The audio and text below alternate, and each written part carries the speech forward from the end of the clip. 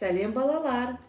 Сендер Балапашка арнасында үйренейік рубрикасын тамашалап отырсыңдар. Бүгін мен Айман және менің екі досым Поли мен Эмбер тағы бір көкөністің атауын үйретеміз.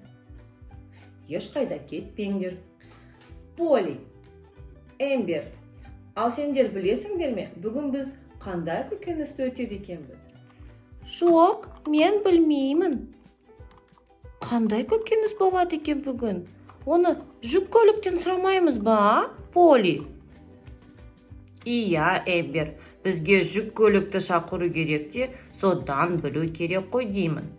Айман, жүк көлігін шақырайықшы. Иә, Поли, шақырайық. Мен де білмеймін бүгінгі көкөністің атауын. Жүк көлігі, сен қайдасың? Мен мұндамын. Сәлем, жүк көлігі.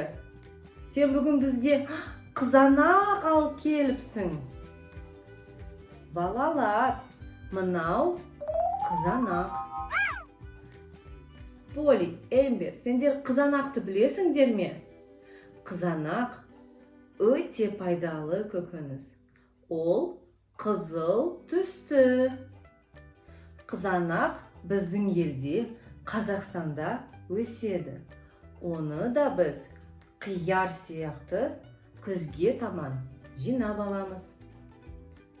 Өте дәмді көкөніс. Эмбер, Поли, ал сендер қызанақ туралы тақпақ білесіңдер ме? Айтып бересіңдер ме бізге? Мен тақпақ білемін. Піскен кезде қызанақ көз тартар қызыл түсімен. Бар ма адам сүйсінбей, томат шырын ішпеген. Ал мен қызанақ туралы не білемін? Қызанақ қызыл түсті, оның пішіні дөңгелек.